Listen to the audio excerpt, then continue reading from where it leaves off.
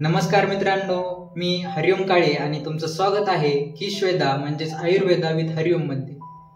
तर आज आपण बघणार आहोत अशा ऋतूविषयी माहिती जो आपल्याला बळ देतो, मन शांती देतो आणि त्याबरोबरच नैसर्गिकपणे आपण कशा प्रकारे मजबूत होऊ शकतो याचं परिपूर्ण माहिती देणारा हा ऋतू म्हणजेच हेमंत ऋतू. तर या ऋतूमध्ये आपण काय खाल्लं पाहिजे, काय टाळलं पाहिजे आणि आपली दिनचर्या कशी असावी हे सगळं आपण या व्हिडिओमध्ये बघणार आहेत आणि ते पण एका प्रॅक्टिकल पद्धतीने. आयुर्वेदानुसार वर्षात 6 ऋतू असतात. त्यातील जो हा हेमंत ऋतू आहे तो मार्गशीर्ष ते पौष म्हणजेच डिसेंबर आणि जानेवारी या महिन्याच्या दरम्यान असतो.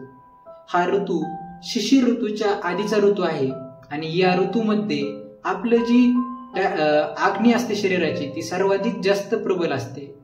म्हणजेच हेमंत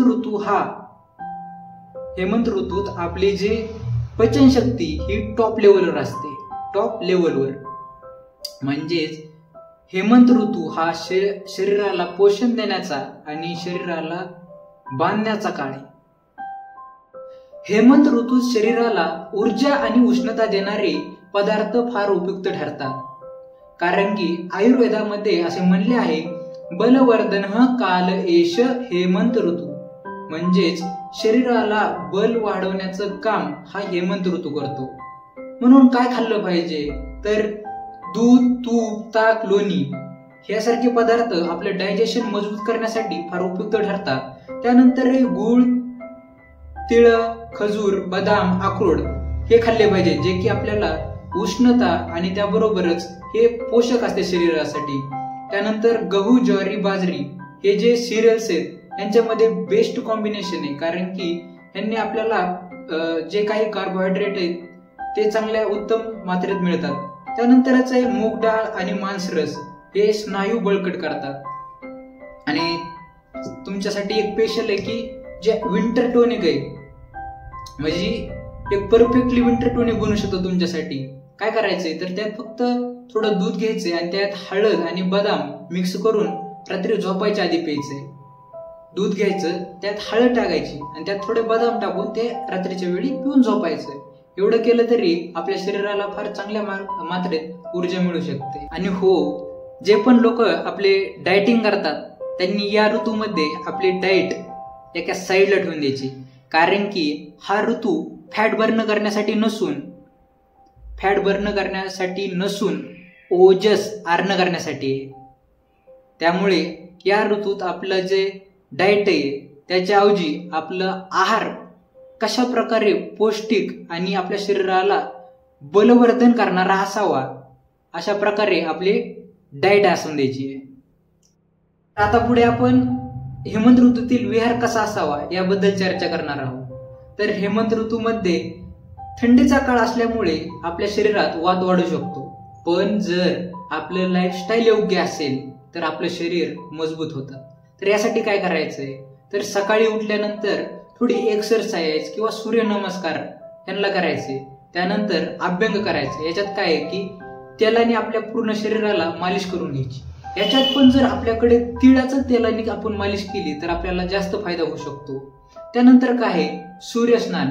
यात काय करायचंय थोड्या वेळासाठी सूर्याच्या जे कोमल रेत त्यांच्यात बसायचे. त्यांनी की आपल्या शरीराला विटॅमिन डी आणि त्याबरोबरच आत्मिक शांती, मन शांत होण्यासाठी फार उपयुक्त ठरते. त्यानंतरच उष्ण पाण्याने आंघोळ करणं सुद्धा हे उपयुक्त ठरते. आणि त्याबरोबरच उबदार कपडे घालायचेत आणि रात्री जागरण करायचं नाही. रात्री एका फिक्स वेळेवर झोपायचे, जेणेकरून आपल्या शरीराला त्याचे जे काम आहेत म्हणजेच रात्री झोपल्यानंतर जी पचन करण्याचं काम आहे ते फार चांगल्या प्रकारे होऊ शकतं. थंडीमध्ये लवकर उठणं अवघड आहे, पण जर आपण ह्या ऋतूमध्ये आपल्या झोपेवर कंट्रोल म्हणजेच विजय मिळवला तर आपण आपल्या आयुष्यावर विजय मिळवू शकतो. त्यामुळे लवकर उठून आपला दिनचर्याला सुरुवात करायची आहे, जेणेकरून आपल्याला जास्तीत जास्त फायदा होईल. हेमंत ऋतूत आपला आहार आणि विहार यात आपण काही गोष्टी टाळल्या पाहिजेत. त्यातच आहे की थंड पदार्थ, फ्रीजचं पाणी या गोष्टी आपण टाळल्या पाहिजेत. त्यानंतर रात्रीचं जागरण सुद्धा जास्त केलं नाही पाहिजे.